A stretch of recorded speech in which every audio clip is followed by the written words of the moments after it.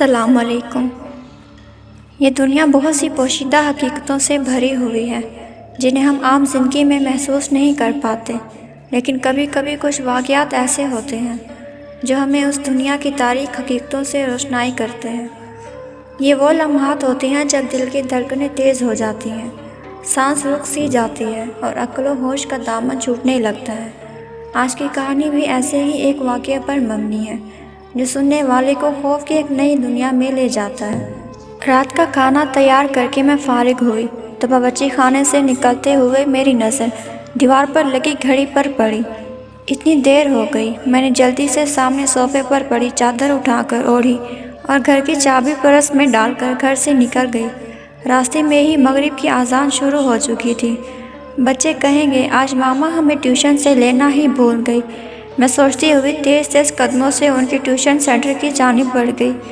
ماما آپ نے اتنی دیر لگا دی، 7 سالہ ریحان شکایتی نظروں سے مجھے دیکھتے ہوئے بولا، جبکہ 6 سالہ انم بھی منہ پھیلائے چل رہی تھی۔ مجھے اس کا منہ دیکھ کر بے ساختہ ہنسی آ گئی۔ اچھا سوری بابا، آئندہ خیال رکھوں گی، ایسی غلطی دوبارہ نہیں ہوگی۔ ہم تب مانیں گے آپ کی بات جب آپ ہمیں ہفتے کو نانوں کے گھر رہنے دیں گی۔ انم ریحان کی شرط پر میں نے ہنس کر حامی بھر لی۔ جلدی چلو، تم لوگوں کے بابا بھی گھر آنے والے ہوں گے۔ میں دونوں کا ہاتھ پکڑ کر سامنے والی گلی میں داخل ہو گئی۔ یہ راستہ شارٹ کٹ تھا، ادھر سے جلدی گھر آ جاتا تھا۔ زیادہ تر اس گلی سے گزرتے ہوئے کتراتی تھی۔ اوف مما، یہ کتنا ڈراؤنا گھر ہے، اس کو دیکھ کر ڈر لگ رہا ہے، ریحان ہاؤس نمبر 450 کو دیکھتے ہوئے بولا، جو بالکل اندھیرے میں ڈوبا ہوا تھا۔ عجیب و وحشت برس رہی تھی۔ اس کی بات پر میں دونوں بچوں کو لے کر جلدی سے آگے بڑھ گئی۔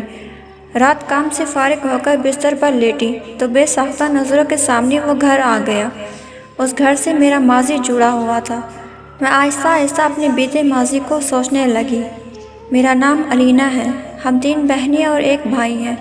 میرے بابا آرمی میں ہوا کرتے تھے، جبکہ اماں سادہ سی گھریلو خاتون تھی۔ بابا نے اماں کی خواہش پر بڑا گھر لے لیا، کیونکہ جس گھر میں ہم تھے وہ گھر ہمیں کافی چھوٹا پڑ رہا تھا۔ جس دن بابا نے نیا گھر لیا، ہم سب بہن بھائی بہت خوش تھے۔ 2 منزلہ یہ بنگلہ نہایت خوبصورت تھا۔ نیچے والے حصے میں 3 بیڈ روم، بڑا سا ٹی وی لاؤنج اور ڈرائنگ روم اور باورچی خانہ تھا، جبکہ اوپری حصے میں 2 bed room, T V lounge اور ایک اسٹڈی روم تھا۔ چھوٹا سا باغیچہ تھا جس میں نیم اور بیر کے درخت لگے تھے اور کار پورچ اتنا تھا کہ ایک گاڑی کھڑی ہو جائے۔ میری بڑی بہن مہرین جو مجھ سے 2 سال بڑی تھی، اور پھر اس سے چھوٹی ثنا جو 1 سال بڑی تھی، پھر میں تھی، اور سب سے چھوٹا ہمارا بھائی جو اس وقت 7ویں جماعت میں تھا۔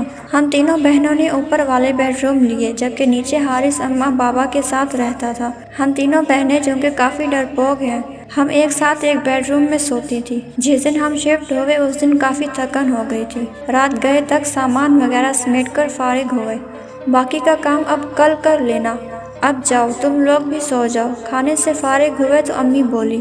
ہم تینوں بہنیں اوپر آ کر لیٹ گئی۔ تھکن اس قدر تھی کہ لیٹتے ہی نیند آ گئی۔ ابھی سوئے زیادہ دیر نہیں ہوئی تھی کہ مجھے نیند میں ایسا لگا کہ کوئی باہر دروازہ بجا رہا ہے۔ میں نے اٹھ کر دروازہ کھولا تو سامنے کالی بلی کھڑی مجھے گھور رہی تھی۔ اس کو دیکھ کر میری بے ساختہ چیخ نکل گئی۔ میری چیخ پر میری بہنیں گھبرا کر اٹھ گئی۔ کیا ہو گیا؟ سب خیر تو ہے؟ مہرین نے میرے پاس آ کر پوچھا۔ تم بلی سے ڈر گئی؟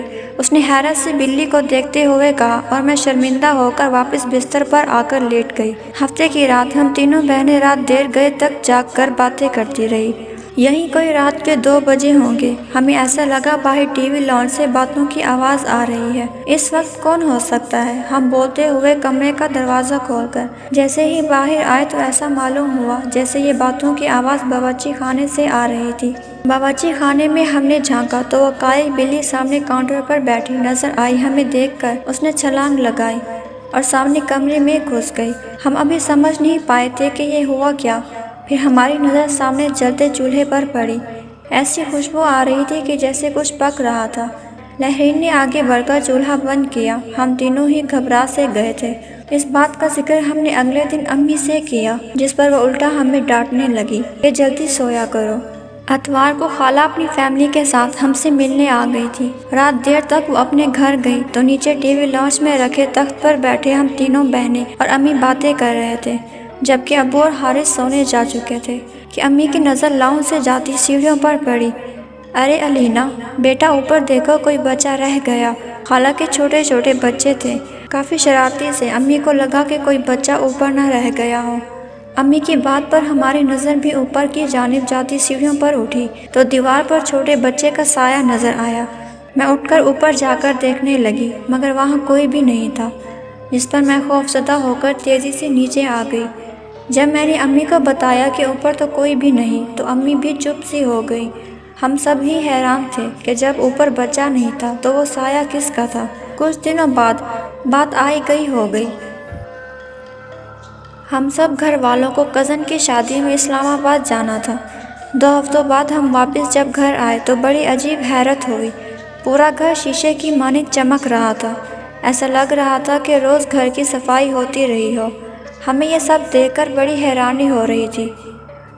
بلکہ حارث بولا، ایسا لگتا ہے روز کام والی آ کر کام کر کے جاتی تھی۔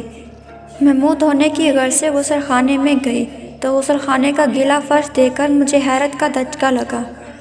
ایسا لگ رہا تھا جیسے کسی نے غسل خانہ استعمال کیا ہو۔ پھر تو یہ معمول بن گیا، گھر کے افراد گھر سے باہر ہوتے تو غسل خانہ بھی استعمال ہوتا اور باورچی خانے میں بھی رات گئے برتنوں کی آوازیں آتی۔ ہم لوگوں کو وہ کالی بلی مستقبل گھر میں گھومتی ہوئی نظر آتی۔ ہم لوگ اب آہستہ آہستہ ان باتوں کے جیسے عادی ہوتے جا رہے تھے جب وہ ہولناک واقعہ رونما ہوا، جس کے بعد ہم نے فوراً وہ گھر چھوڑ دیا۔ رات کی کسی بہرامی کی آنکھ کھلی تو انہیں محسوس ہوا کہ چھت پر کوئی ہے۔ وہ سمجھے ہم بہنیں سونے کے بجائے گپوں میں مصروف ہیں۔ وہ دبے قدموں سے چھت پر آئے۔ وہاں گول دائرے میں 10-12 عجیب شکل والوں کو بیٹھے دیکھا۔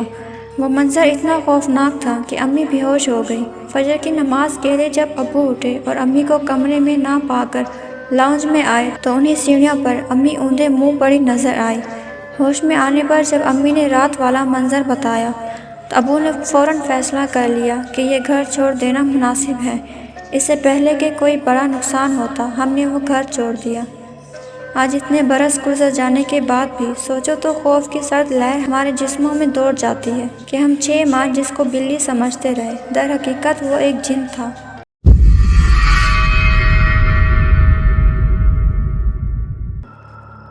کہا جاتا ہے کہ کچھ عمارتوں میں موجود سیڑھیاں ہمیشہ کسی نہ کسی راز کو چھپائے ہوتی ہیں، لیکن کبھی کبھی یہ راز اتنے خوفناک ہوتے ہیں کہ ان کے بارے میں جان کر انسان کی روح کانپ اٹھتی ہے۔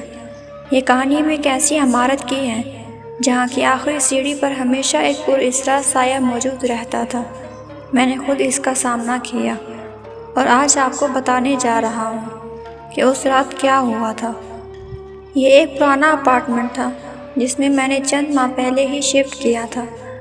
عمارت کافی پرانی تھی لیکن کرایہ مناسب تھا، اس لیے میں نے زیادہ سوچا نہیں اور وہاں شفٹ ہو گیا۔ مجھے کوئی بڑی پریشانی نہیں تھی سوائے اس بات کے کہ اکثر رات کو مجھے سیڑھیوں سے عجیب آوازیں سنائی دیتی جیسے کوئی وہاں چل رہا ہو۔ شروع میں نے ان آوازوں کو نظر انداز کیا۔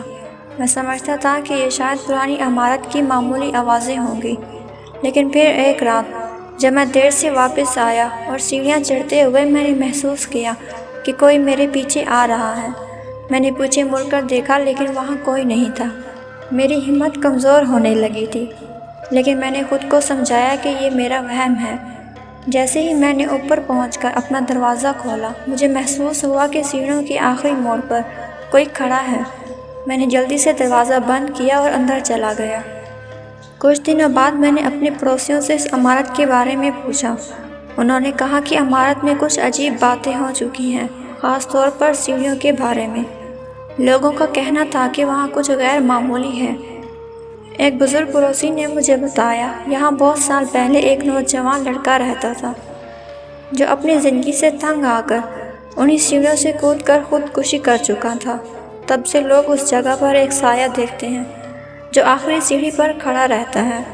یہ سن کر میرے رونگٹے کھڑے ہو گئے، لیکن میں نے اس بات پر زیادہ یقین نہیں کیا۔ میں نے سوچا کہ شاید یہ صرف پرانی باتیں ہیں۔ پھر ایک رات جب میں دیر سے گھر واپس آیا، میں نے سیڑھیوں پر دوبارہ وہیں پراسرار سایہ دیکھا۔ اس بار وہ آخری سیڑھی پر واضح طور پر کھڑا تھا۔